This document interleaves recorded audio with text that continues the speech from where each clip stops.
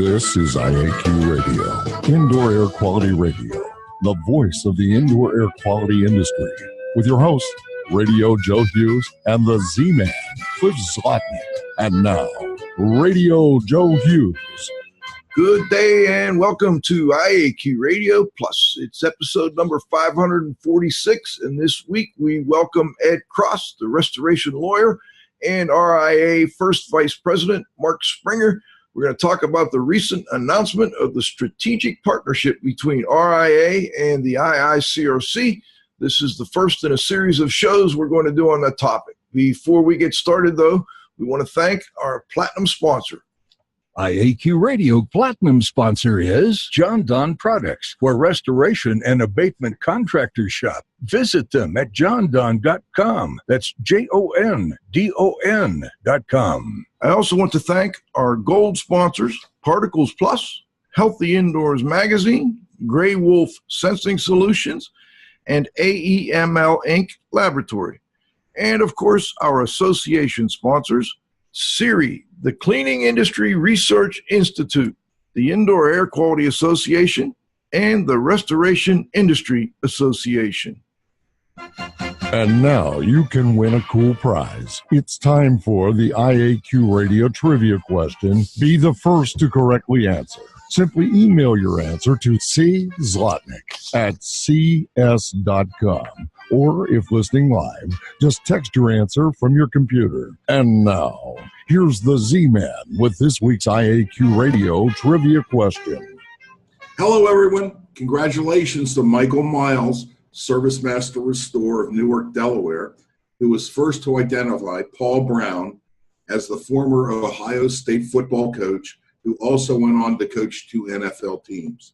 The IEQ Radio Trivia question for today, Friday, May 17, has been sponsored by Ideas, the solution chemistry company, creating unique solutions to odor removal, surface cleaning, and decontamination problems. Here is today's trivia question. On what date did the Association of Specialists in Cleaning and Restoration officially change their name to the Restoration Industry Association? Back to you, Joe. Thank you, Cliff. Today's guests are Ed Cross and Mark Springer. Ed is the restoration lawyer. He's the president of the law offices of Edward Cross and Associates in Palm Desert, California. He's represented over 100 restoration contractors in over 20 states in collection disputes, standard of care issues, and mold claims. And he's also successfully resolved over 4,000 cases. He creates documentation systems for restoration companies and has written hundreds of restoration contracts. He is also the industry's only online legal store with standardized restoration contract packages, paper flow systems, and the ebook entitled Get Paid, How Contractors Get the Money They Earn. Ed also chairs the RIA's new Advocacy and Government Affairs Committee, executing a plan spearheaded by the RIA's Mark Springer to unify the restoration industry so they can speak with one voice. Our other guest is Mark Springer. He's the RIA First Vice President and was one of the driving forces behind the agreement between the IICRC and RIA. Mark is living the dream in Montana, where he's able to pursue things he loves like skiing, hunting, and competitive shooting, and the mountains in general. It's not all hobbies, though. He's also the president of Dayspring Restoration, a company that specializes in disaster restoration. Dayspring has 6 locations and about 100 team members. Mark has become a mini celebrity in Montana due to his television advertising campaign, where he flooded and burned his own home, I believe, and that demonstrated to the community the restoration process. These videos can be viewed at calldayspring.com. Calldayspring.com. All right, gentlemen, we've got you on the line. Let's start with Mr. Springer. Mark, I hear you were the man behind the scenes doing this, and you kept it real quiet, and now we've got this excellent agreement between RIA and IICRC. Let's start with the little one, the RIA. RIA's been around for a long time. How old is RIA? Well, I think the official kind of age of RIA is about 73 years old. I know I'm always reticent to offer too many specifics when I have someone like Mr. Consigli here on the phone who can jump in and correct me at any point. But I know we're 2 years away from having our 75th anniversary. So I suppose that puts us at about 73 years. And of course, there's been a number of different iterations and brands that have been used in the marketplace for it. But RIA is definitely a long-standing organization. Joe, I also just want to say thanks for having us today. It is a great opportunity for us to talk about a lot of this. And I apologize to your viewers that in Montana here, where we technology isn't our strong suit, you don't have a live video here. So, I think supposedly we're going to get the internet here in a couple weeks. So it should be really fun once that happens. Good luck with that. The rural broadband is coming your way slowly but surely. Mark, RIA, I don't know how familiar many of the listeners are with RIA. How big is the organization? How many members does RIA have?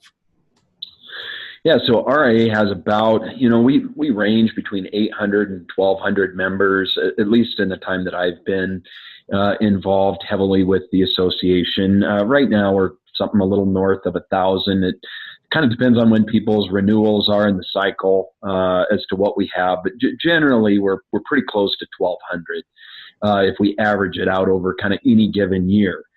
Of that kind of constituency, most of our members are independent contractors. We do have franchise members as well, but most of them are independent contractors. And certainly it's our hope, and we expect that as we unify the industry, which is something we'll hopefully get a lot of opportunity to talk about through this call. We'll see a lot more than 1,000, because we know there's a lot more than 1,000 contractors out there right now who need to have their voices heard.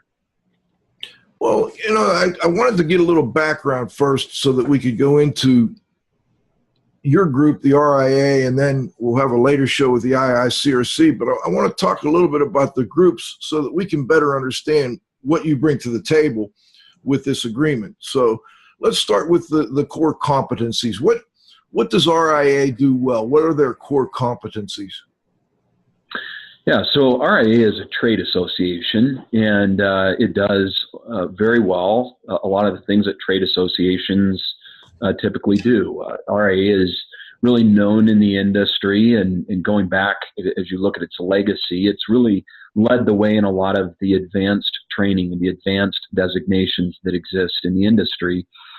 Some of those things would be, of course, the CR program. The CR program is viewed by many as a sort of PhD in the restoration industry, and over the past 5 or 6 years, RIA has developed some of what we call the pillar designations that build up to that, which all are advanced. We're endeavoring with our membership to advance really the science of restoration and the really core competencies that each individual company needs to possess. And so to that end, last fall, we launched the CLS program, which fits the model that some of the guys here on this show, like Pete and Cliff, were sort of the architects of in the water loss specialist program. And currently we're in development of the fire loss specialist program. And then next year we'll begin the development of the environmental restoration specialist program. So those advanced designations definitely are part of the core competencies.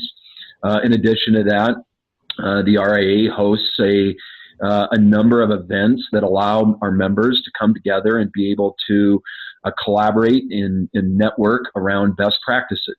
And those sort of events typically will have a fall event that's a highly technical event. Those events have been very, very well supported and participated in here in the industry. And of course, the spring conference that we have, the annual convention, we just came off that one in Phoenix. And the group that put that together, the guy that was the chair of that program, Josh Miller, is heavily involved in RIA, and they did an amazing job kind of in what is one of our core competencies, and that's hosting a convention where we're able to bring the industry up to speed with where things are at and be able to continue to have breakout sessions that help our members. And this year was an excellent example of the continued buzz that I continue to get from people who attended and said, man, this is the event that you want to attend. You don't have to attend this event. A lot of these events have like mandatory participation or mandatory attendance. RIA's isn't. It's the one that people want to go to because the content is so excellent. So, those would be really two of the main things that are kind of central to our current competencies. And of course, there's other things that associations do, but those would be the ones that I would identify as really the core competencies. So you mentioned four pillars. CLS, that's the contents loss. Yep, CLS, contents loss specialist, is the one that came on last fall. Okay, and you've got the water loss specialist, of course, and then the fire side, and you're developing the environmental side a little bit more too, as I understand it. Right. So the environmental one will be, much more comprehensive to the sort of environmental hazards that a restorer encounters as they deal with property restoration. So I think some people, when they think of environmental, in the restoration context, they just think about mold. This would go much further than that into the sort of other environmental hazards we encounter that, for example, now some of the ones that are really emerging are things like phenols. We're seeing a lot of problems where restorers are encountering some of those hazards or ones that are highly regulated, like asbestos and lead. Interesting. Okay, Cliff, let me turn it over to you for a moment here. This is your baby. RIA, I know, has been one of your favorite topics for many years. Go ahead. Mark, thanks for joining us. How would you define industry maturity?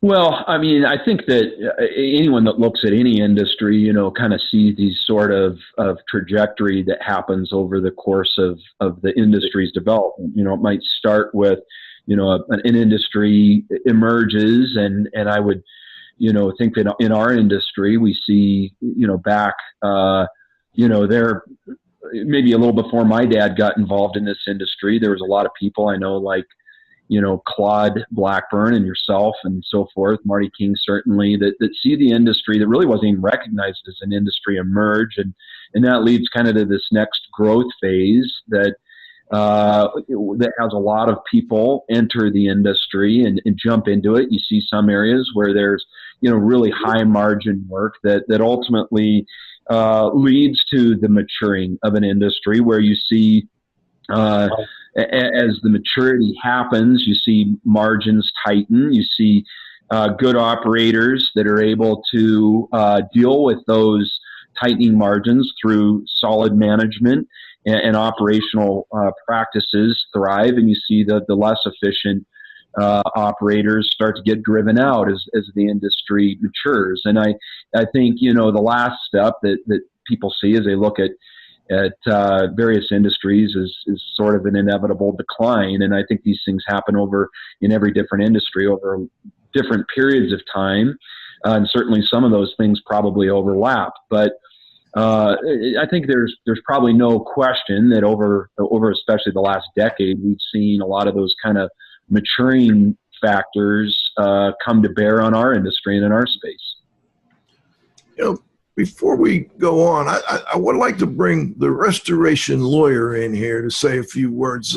Ed, first thing I wonder if you might add from your perspective, as an attorney that does work with restoration contractors, why are you so involved with RIA? What are the RIA strengths in your mind that keep you so involved with that organization? Yeah. Well, the RIA is the oldest and largest association in the industry, and it's got so many fantastic people involved and such wide coverage all over the country and, for that matter, internationally. And I've been attending the events now for more than 2 decades. And, like any association or group, the RIA has had its ups and downs. But what I see now is fresh new leadership with new exciting ideas on how to approach things to make a real difference for the restorer, not just recycling the same tired old ideas. And I know for the second half of the show, Ed, we want to talk a little bit about the advocacy program that I know you've been a big part of here. And I don't know that would be, I know in the past RIA has tried to be an advocate for restoration contractors. I mean, I remember the whole heat drying thing and all that. And I think that is one of the things you and others would like to see become a bigger core competency or a bigger strength of RIA. Would that be accurate to say? Well, that's already underway. Okay, that process is happening now. The RIA has taken very big moves to effect real transformative change for the industry. And it's not just a bunch of good old boys getting together at a convention once a year and slapping each other on the back. Now it's being much more proactive thanks to people like Mark Springer, who are coming up with real solution-oriented, practical ideas for what can happen in the short term as well as the long term to really make things better for the restorer, because things are in a real state of decay now. I mean, I get more complaints about more restorers all the time about how this downward spiral is underway from all these outside forces gradually grinding down all these good contractors. We're going to go into that a little more in more detail in the second half. But before we go there, let's talk a little more about this unification agreement. I don't think this is the first time that there's been attempts to unify the industry. RIA and the IICRC have, and at one time RIA was a shareholder in the IICRC, and I think this is maybe a little bigger than just being a shareholder. But tell us a little bit more about the agreement and what you see as the key parts of the agreement that listeners should be aware of.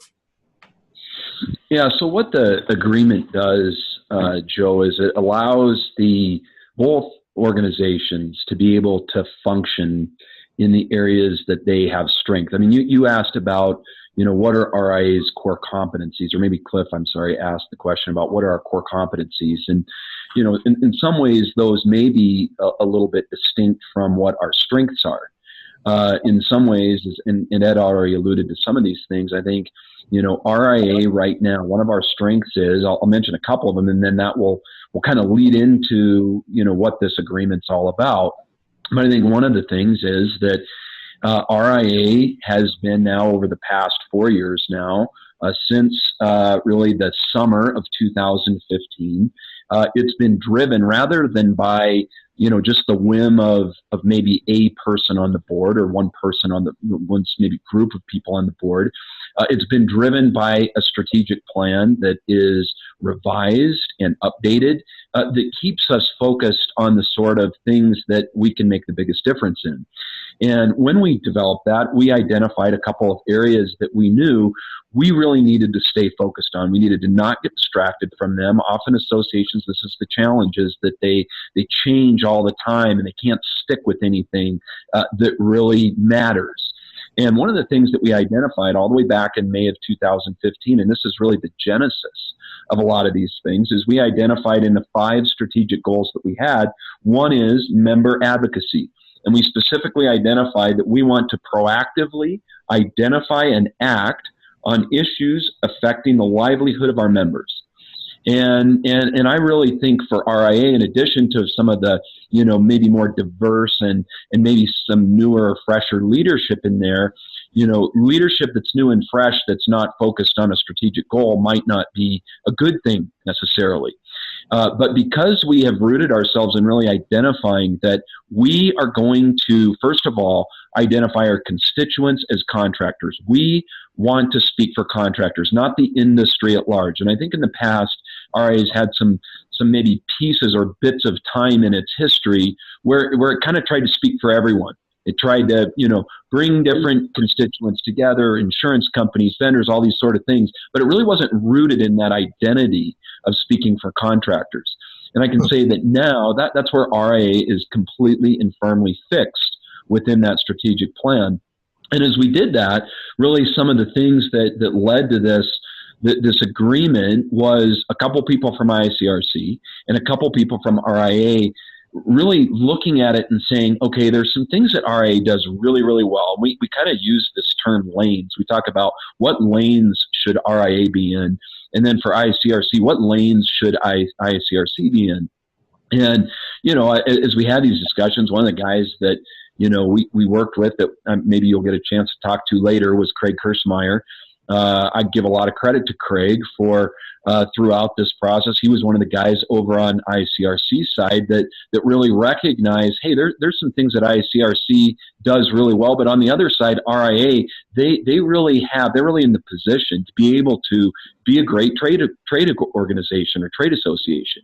Mm-hmm. And as we kind of identified those areas, and really they are for IICRC certification and standards, and then for RIA it's education, which is very distinct from certification, but education, especially advanced education, and then these events that we do, and then the next one, which we all, and this is the thing that always drew together both sides, it was this concept that we as an industry now do not have a voice. We don't have contractors speaking for contractors. We have all sorts of external forces speaking for us that don't necessarily have our best interest at their core or at their center.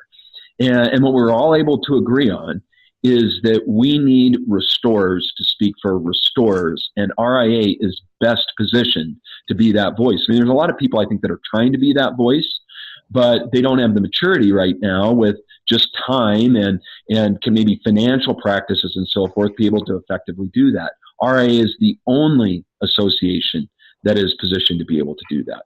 So that's kind of what was really the beginning or the genesis of the agreement. I'm curious. I know this is, you've had negotiations in the past. There's been discussions about working together. Why were the negotiations more successful this time when they hadn't been in the past? What was different? The people, the events, the timing? I mean, what led to actually getting an agreement? I'm looking forward to seeing how well you actually work together under this agreement, but let's at least, acknowledge you've come a long way. We've got an agreement. Why did it work this time when it hadn't in the past? Well, that's obviously a complicated question. I think that, a lot of times, I mean, if you were going to use an example from, maybe a military example, I mean, a lot of times it takes a lot of attempts to take a certain beach or something. Without those first attempts, they never would have maybe been able to take the beach or take the hill, on the third or fourth try if the first ones hadn't been attempted, because you learn stuff as you go through that process and you make each attempt. Yeah, Mark, I mean, some of this. Sorry, did you want to say something?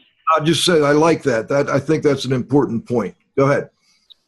Yeah, and I mean, honestly, I mean, some of this stuff gets down to, I mean, just our basic worldview or our paradigm. I mean, I'm someone that believes in divine providence, and I believe that in the providence of God, it just happened to be that now was the time where everything lined up to make it happen now. I mean, there's a bunch of different elements here that were different this time than in the past, that just are purely timing. It's not as though the people that tried before maybe didn't have the best interest of the industry. I wasn't there in all those times. I did have some involvement in one of those attempts. But I think that both IICRC, what might be a couple things that maybe just in the providence of time that are a little bit different, is that, both associations, both organizations have tried to do things over the last decade that weren't in their lane. RIA worked over a long period of time to develop a fire standard. We're going to be doing that in collaboration with ASHRAE. And, that's building standards isn't necessarily in our DNA. Clearly it is in the DNA of IICRC. On IICRC's side, they had tried to get into the kind of trade events and trade shows that RIA does really well. And I think both associations, both organizations had areas where we learned over the past decade that we can't necessarily be effective in every single lane. I think some of the things that really changed now is there was a focus. The group that was involved with this was very, very much recognizing and very aware of the fact that both of our organizations have made mistakes in the past. There's certainly animus between different personalities in these groups, but we always came back to a couple of things that we're able to focus on as we look forward.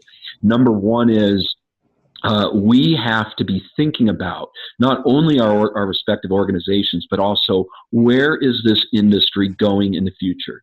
And we really always came back to the fact that we are going to solve none of our future problems by relitigating over and over these problems that we've had in the past, because every one of these organizations is only as good as its membership and then the people the membership have chosen to lead at that time. And because we always have human beings in the mix of this, sometimes human beings make mistakes. And those mistakes of individuals can't define our organizations. What can define us are the things that we do on behalf of our members to improve their world. If we try to accomplish something and it doesn't benefit the fire and water restoration company down in Omaha, Nebraska, that has 7 employees, they're out there trying to get paid for their services and be able to operate their business in a way that isn't entirely frustrated by external forces, then we're not doing anything that's of benefit. And this group of people that we had right now at this time was focused on that.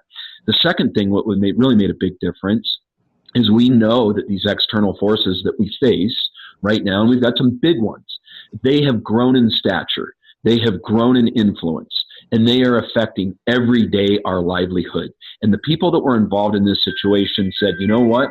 We right now know that if we don't collectively get together to, again, start to speak for restorers, for a common interest, if we can't put our differences aside and start to focus on the areas where we have common interests, if we can't do that, we're not going to have an industry left to defend, period. And so that, even though, that 11 months of negotiation that we had were tough. There was some knockdown, drag them out, areas where we had to just back up and say, okay, this isn't working. What other creative ways could we get to the same endpoint, the same goal that we all want to get to? And it took people being able to say, hey, I'm willing to take these areas, I'm willing to take my bias, I'm willing to take my prejudice, move it back a bit here and look at how do we maybe solve this a little differently? How do we find something that works for everyone and get to the point that it will benefit the industry as a whole? And that really has always been my goal as I've been involved with RIA. My goal has always been, and the other people that I work with on the other side, guys like Craig Kersemeier and Pete Duncanson and so forth, is, hey, we want to leave this better than we found it. If we do that, it doesn't matter who gets credit or whatever else as we go through this. We just want to leave it better, in good conscience, leave it better than we found it. And one last thing too, and I'm sorry for the long-winded answer here, but I think a lot of the elements are important here, is that this, in the previous attempts to accomplish something like this, there's been kind of these sort of memorandum of understanding agreements that ultimately maybe don't have a lot of enforceability. As we went through this process, we agreed we need to have a contract between both organizations. And we ended up with an 8-page contract that has very specific details, very specific deliverables, very specific timelines, and that holds both organizations accountable to not just having platitudes that we say, this might be better for the industry, but actually to accomplishing something. And I think that was also really helpful in the process. But I'm just so grateful. On our RIA side, our executive committee and then our board of directors, they were in lockstep as to what is important for our industry today and what can we do about it. And internally, we didn't have a lot of battles on our board. Those things can really torpedo these things. Our board at this particular time was ready to start seeing positive change for restorers. And that's, a testament to the timing that we have right now. We're getting close to halftime here. And before we go there, I want to just give Ed a chance to chime in here. Ed, anything you'd like to add to what Mark just said there?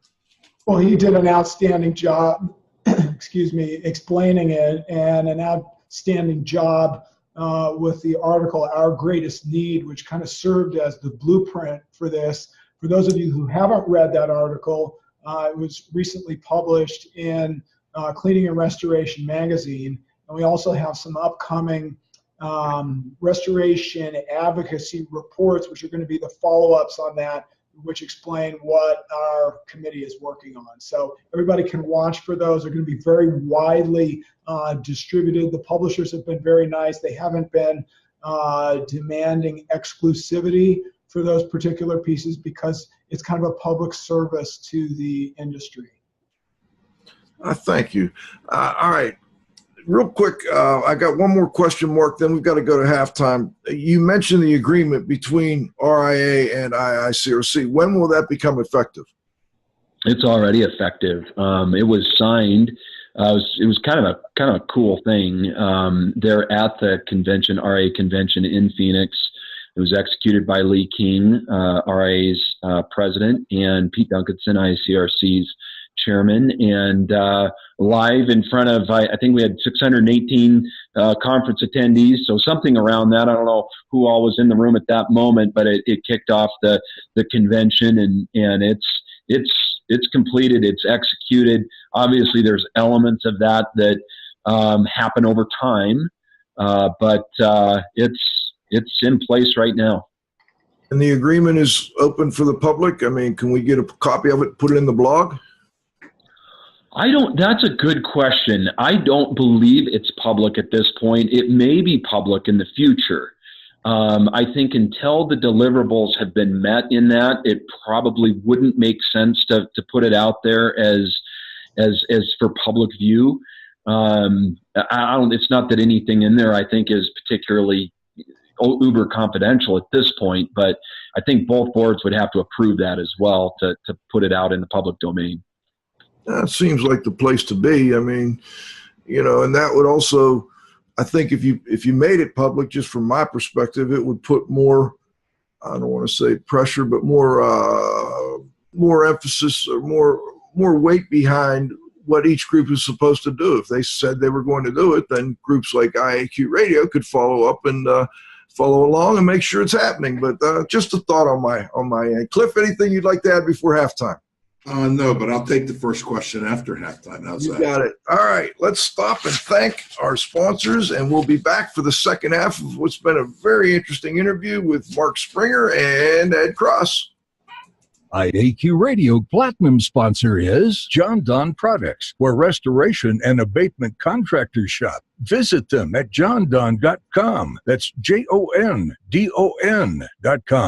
Gold sponsors are Particles Plus Engineers and Manufacturers of feature-rich particle counters and air quality monitoring instrumentation. Learn more at particlesplus.com. Count on us. Healthy Indoors Magazine, a free online digital magazine for industry professionals and consumers. Subscriptions available at healthyindoors.com. And AEML Laboratories, free FedEx shipping, great pricing, same-day results, and never a rush fee. Learn more at AEMLinc.com. Gray Wolf Sensing Solutions, who use advanced sensor software technology and embedded computers to provide superior environmental test instrumentation. Visit them at wolfsense.com. Association sponsors are the Indoor Air Quality Association, a multidisciplinary organization dedicated to promoting the exchange of indoor environmental information through education and research. Learn more at IAQA.org. And RIA, the Restoration Industry Association, the granddaddy of the restoration industry. Network with leaders. Learn more at restorationindustry.org. CIRI, the Cleaning Industry Research Institute. See more deeply through science and research. Learn more at ciriscience.org. That's CIRI science.org. All right, we're back for the second half of our interview with Mark Springer and Ed Cross. We called this show The Maturing of the Cleaning and Restoration Industry. RIA and IICRC announce a strategic partnership. Big news in the industry. Cliff, I'm going to turn the next question over to you, please. Thanks, Joe. Actually, I need two in a row if I can.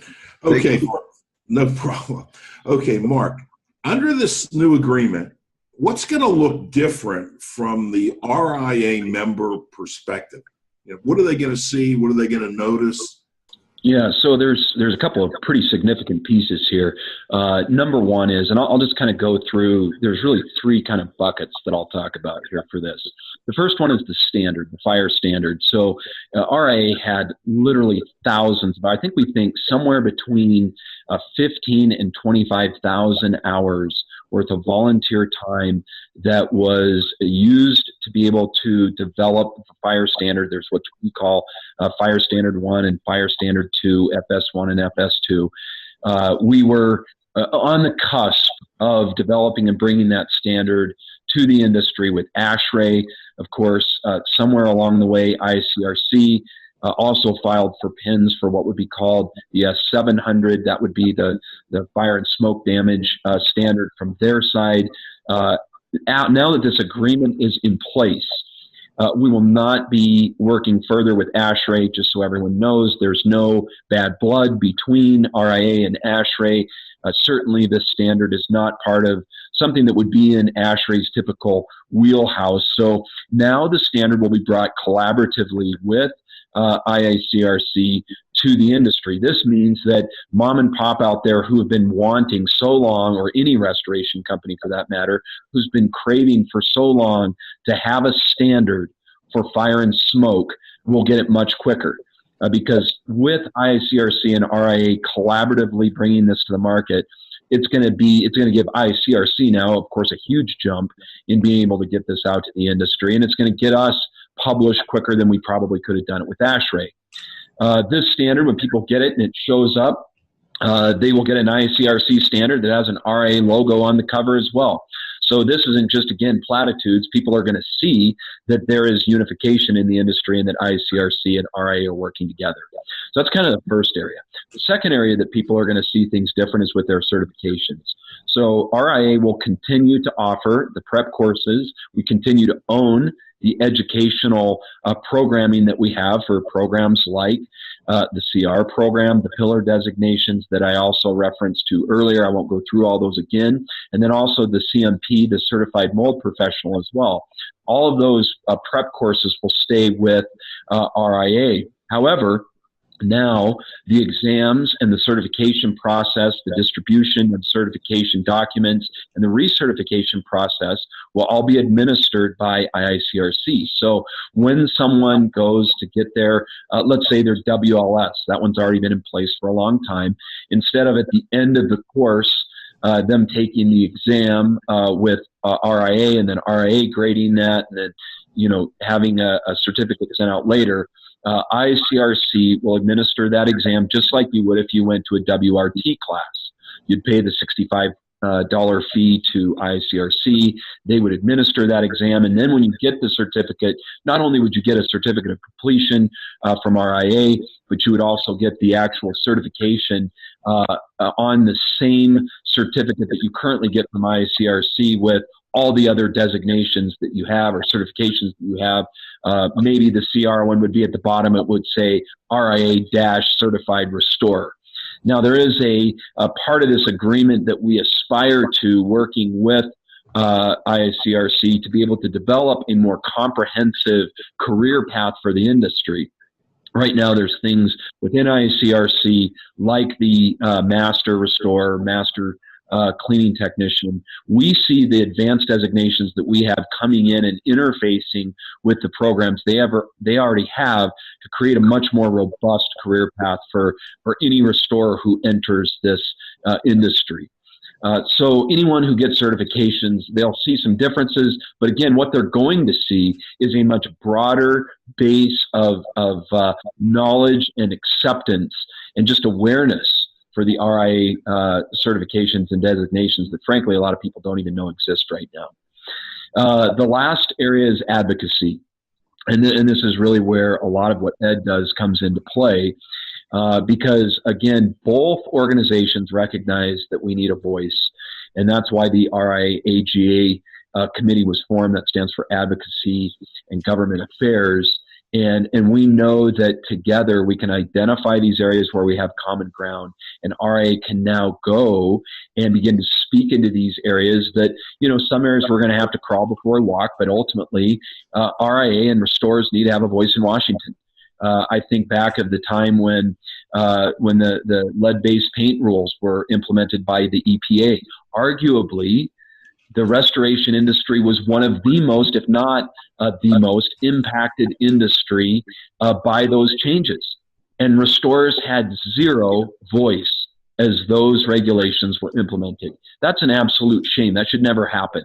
We should not have things impact our livelihood where we have no voice. And we recognize that, IICRC recognizes that, and you are going to see, and it's already happening, and anyone who came to the convention in Phoenix saw this. There's already a lot happening as restorers start to step up and made their voice heard.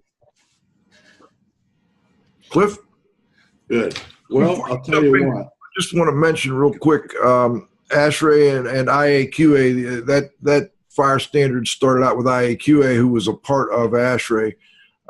So I just want to mention them and their hard work on helping get that together too. Cliff, go ahead. All right. Well, let's kind of switch over to Brother Ed there for a minute.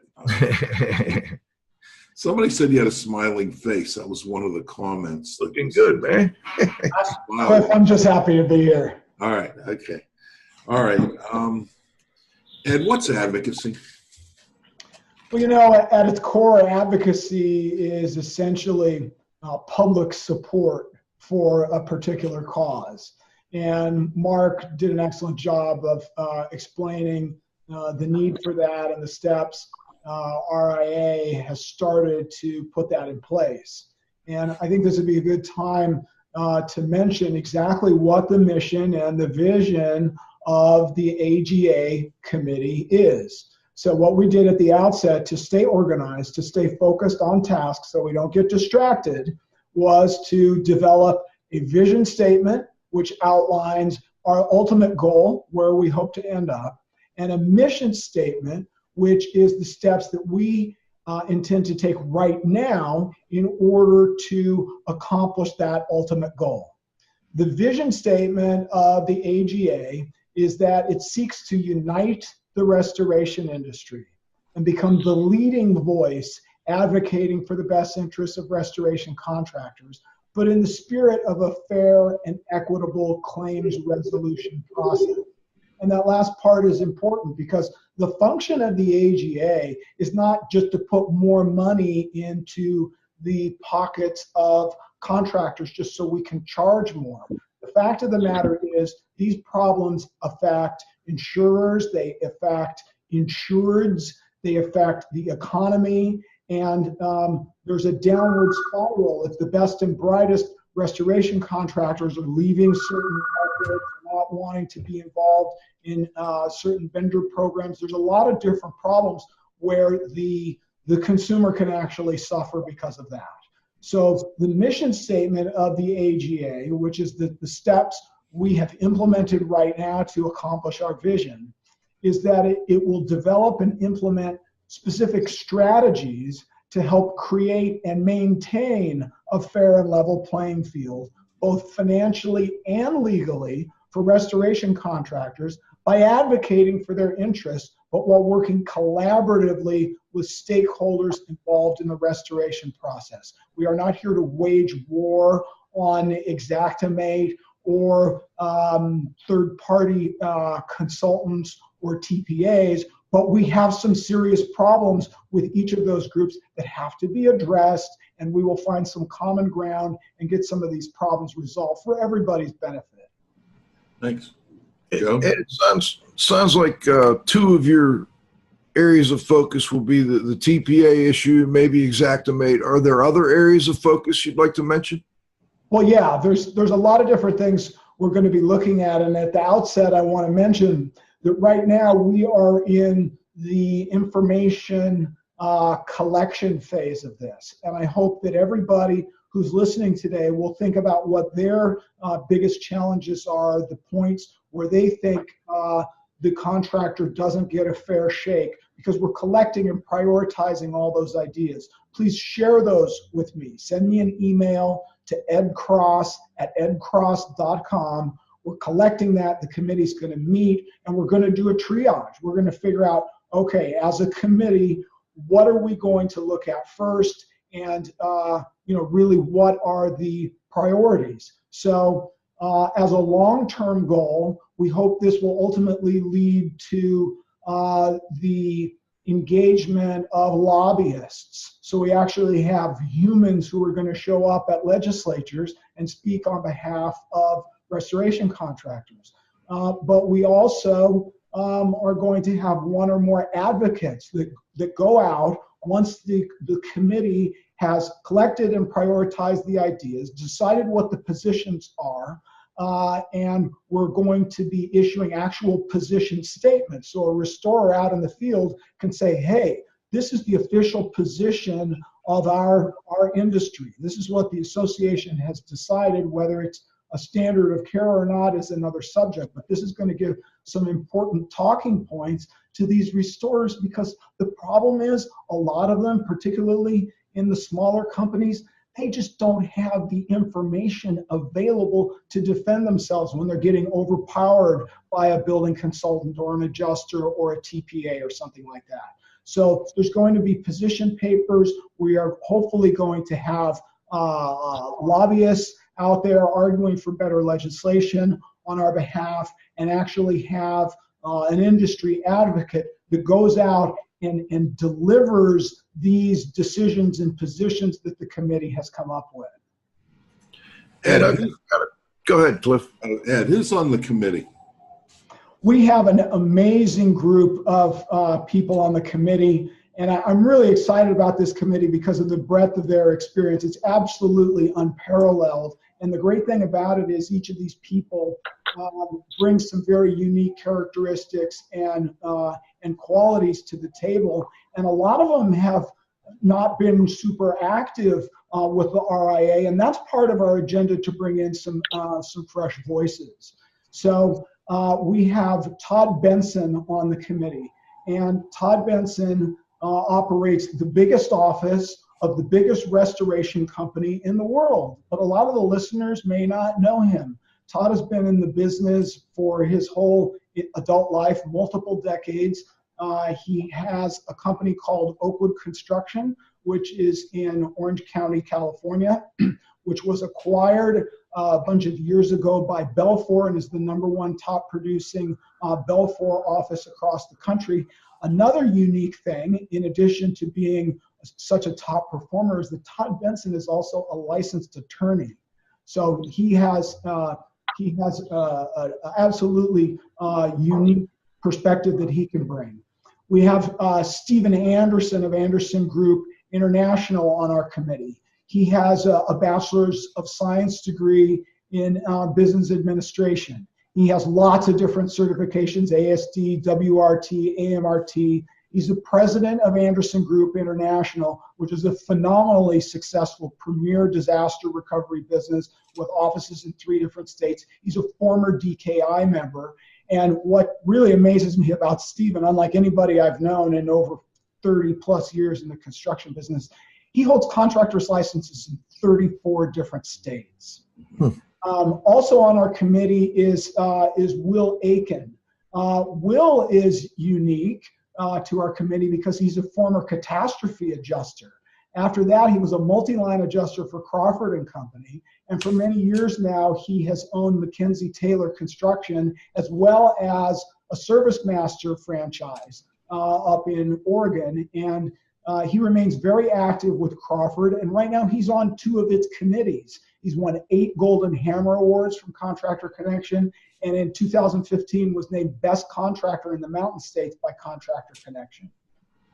We have Dave Robbins on our committee, and I'm so thankful that he has agreed to join. He's the owner and vice president of SRP Contractors, which is a large-scale restoration firm operating throughout the southeast forgive me. He has offices in Memphis, Nashville, and Little Rock. He's on the RIA board. He's a very powerful voice in the industry and did a phenomenal job giving a very moving presentation in Phoenix. We have Tom Peter on the committee.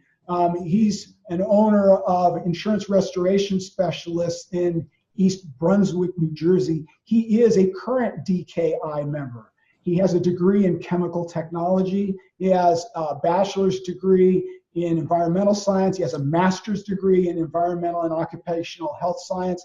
And one of the unique things Tom brings is he is a restorer who is also a certified industrial hygienist. We have Jeff Gross, who is a CR. He's a senior vice president of Maxon's Restoration in the New York metro area. He directs large-scale operations. He was very involved in some big projects after 9/11. He's responsible for estimating standards as well as solving complex damage-related issues on large-scale projects. He's a nationally recognized expert, and he just won the Golden Quill Award, which was presented to him in Phoenix for an outstanding article that he wrote about estimating. We have Katie Smith of PHC Restoration from Raleigh, North Carolina. She's a certified restorer. She's an RIA board member. She has a lot of unique qualities. One that's very interesting, when she became a CR, she joined an elite group of only 11 active female CRs in the world. She's very well connected with the new generation of restorers. She represents the youth on our committee. And she also has a bachelor's degree in mass communication and media studies. She's very adept at social media marketing, and she's going to do a very good job of helping to spread the word and help us connect with the younger generation. Last but not least, we have Charles Cassani. He's our senior member. He's kind of the grand poobah, the big consultant with so many decades of great experience. He owned a Steamatic franchise for decades. He's now an analytical specialist for Restoration Management Company, which is one of the largest restoration companies on the West Coast. And he provides a very important historical context. And Charlie has absolutely unsurpassed technical knowledge.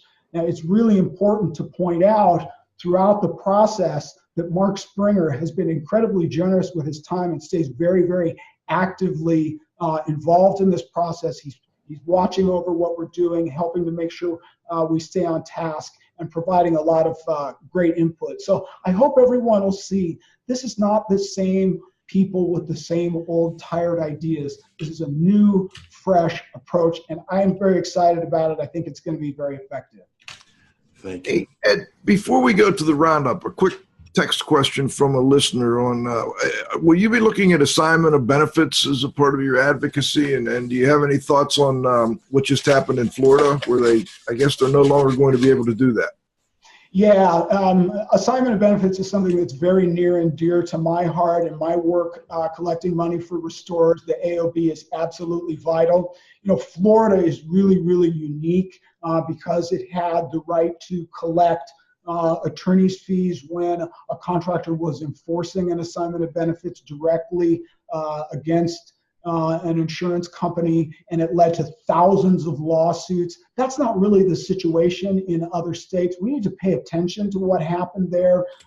There is some negative momentum that happened there, and that is something that's very important. We want to learn from what happened in Florida. We want to try to take the lessons from that, the good parts, use it for benefits in other states, and try to keep that negative momentum contained as much as possible.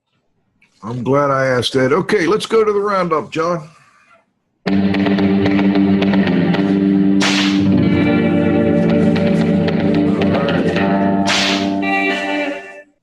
All right, Pete, I got to bring you in here. I know you've been listening carefully, and I know you were instrumental in helping pull this show together, and Cliff and I appreciate that. I just wanted to ask if you have any thoughts, comments, or questions for our guests. Yeah. Well, first of all, great job, Mark and Ed. Of course, Ed, you'll have a chance, in the next month or so to really give the full-on deal with the AGA as that thing gets rolling after the counterparts IICRC weigh in. I'm looking forward to that show. I think that I've been watching the number count of the live callers, Joe, and the highest count I saw throughout the show was 40. So I don't know where that weighs in with the all-time record of IICRC Radio, but you said you were going to check and find out how close we came, where if we actually have the slot as the most live call-in listeners for the show. I also sent out the link there while Ed was talking. Anyone that's that's already signed in by the Zoom and not on a phone, you'll see the link I posted there to everyone, which is the direct landing page to the AGA. Also lists the whole committee, as Ed was kind of naming them all off and really did an excellent job of everybody's role. Matter of fact, 3 or 4 of those folks are listening in on the call too. You know, I don't really have much to add. I just think that, you know, personally speaking, and we put that little quote up on the website, I'm so happy to see the industry come together and put a lot of the political BS behind it. You know, like Mark said, divine providence or not, you know, maybe it was just the right people, the right time, and it all came together.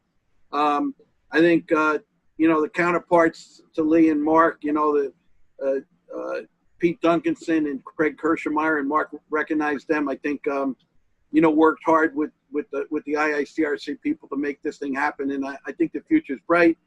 I love the idea of, you know, a lot of the next generation stepping up and getting involved in all the activities, you know, that both organizations have to, you know, assume the next leadership role. Next year's convention, I don't know if this was mentioned, but next year's RIA convention in April, the dates have been set in New Orleans, going to be co-located with DKI, who's really the most long-term and longest, you know, large member base of our association.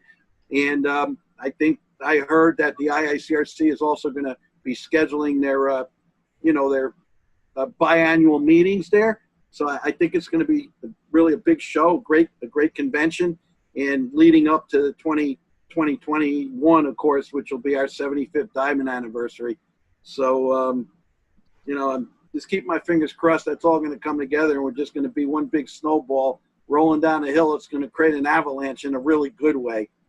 And, you know, that's really it. I hope that the listeners will start to kind of get on the storyline and follow the 4 parts, because, you know, when we kind of plan the show, we wanted to start with the nuts and bolts that Mark did and whet the appetite for the AGA. And then, of course, the IICRC folks will weigh in with their unique perspective. And then Ed will have his day in the sunshine, hopefully just the first of many.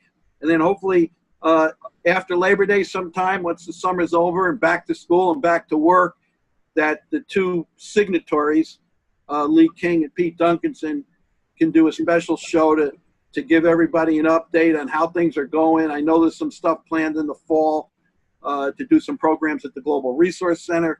And, you know, I think the momentum will start to build.